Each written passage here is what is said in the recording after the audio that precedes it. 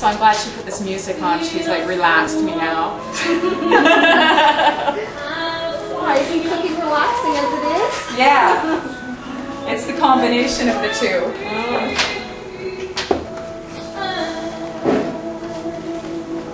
You got it figured out? I'm just panning the room. To get an idea. Yeah. This is a really nice setup. Yeah. My friend Madeline made me promise the other author of the book. She said, "Oh, you have to film this." Oh, nice. Yeah. But quite lovely. It makes the afternoon a lot more fun. Thank you all for coming. Except for Paulo. He's the only fan.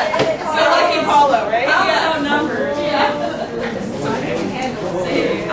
So thank you all for coming. I know this class has been a long time in the making, and most of you signed up months ago. So it's great to see a full house. It's so nice to everyone be here supporting the new lifestyle center we have. I'm Eva, so I'm the coordinator for the room. Who all of you probably talked to on the phone, and I annoyed you with my phone messages and emails on a repetitive basis. But today we're lucky enough to have Diane, and I'm not even going to try and pronounce her and Paula's last name. She told me we had coffee, and I cannot for the life of me get it out. So I'll let her pronounce it for you. But I've been saying to everybody, oh, they flew from Italy just for the cooking class. Everyone's like, really? I'm like, yeah, no. They're here to visit family. But that being said, it's fabulous to have Diane here, and she's an absolutely wonderful person. I've been lucky enough to spend some time with her, and I hope she'll let me come to her house in Italy and stay with her. That's for sure. Anyways, I think most of you know Diane and her family from what I can see here, which is great. It's so nice to have family and friends and sort of make it an afternoon of Italy in Victoria. So once again, thank you all for coming, and I'm going to let Diane and Paulo take over and share their beautiful recipes with you. I suppose we should start with buonasera. Good evening to everyone. We actually say Nocentini is the last name.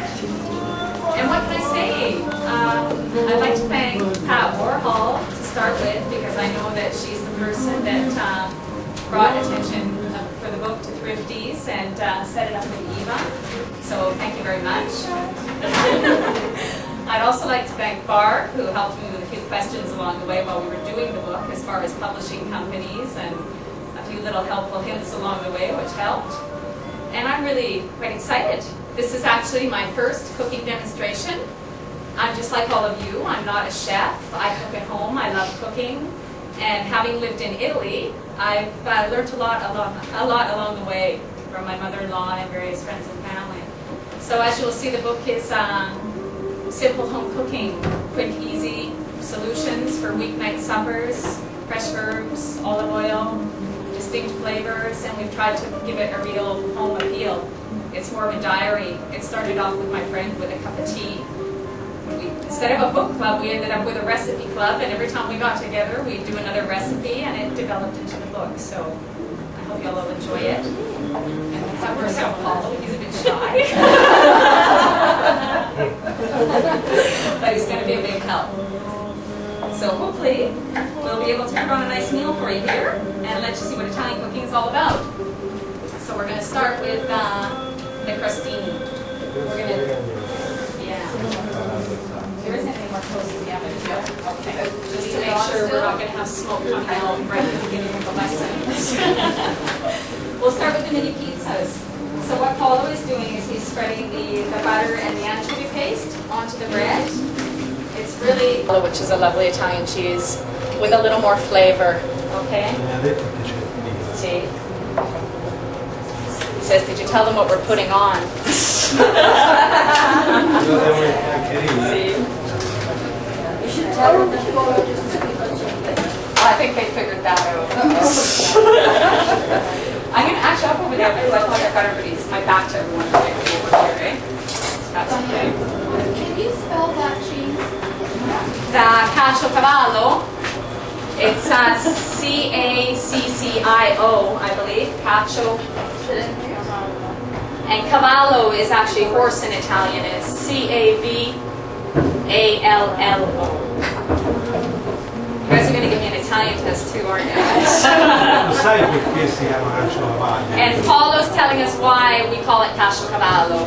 No, perché quando lo fanno lo legano con un filo nelle ganzure e lo mettono in un palo attraverso a ciondoloni, uno di là e uno di là e li accavallano. Okay, that actually makes sense.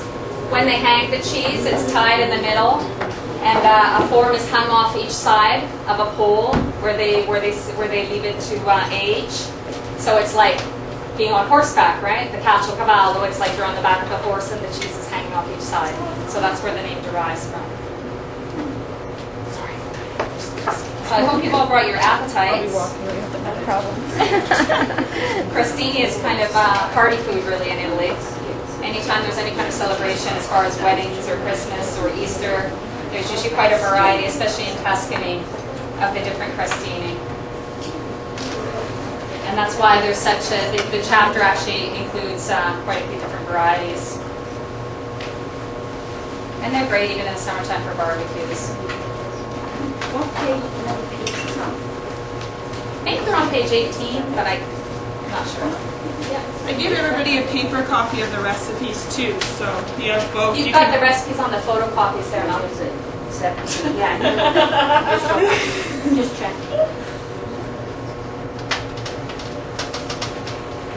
So you guys can fire away questions, or shall I have Paulo sing?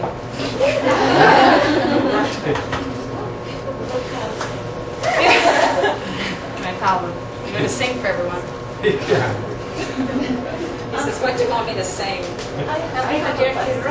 Arrivederci Roma. Hard to follow up Jelly there. He says he wasn't prepared to sing. I'm teasing him. Okay. Yeah, come on, Paulo, give it a try. Tell him I heard him sing and he sings very well. He says, I'm going to leave if you keep it up. Okay, so we've got a layer of beef butter and the anchovy, and then just a layer of tomato sauce.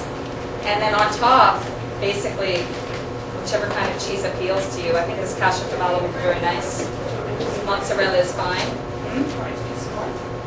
You could do some, oh, you know what? We have to season the bruschetta first. Maybe the ones that Paulo's working on? Sure. Here you go. In Italy, where you live, is there stores like fruit pieces you go to markets or? Actually, there is a chain which is ironically called the Co-op, which is probably the biggest grocery store chain in Italy.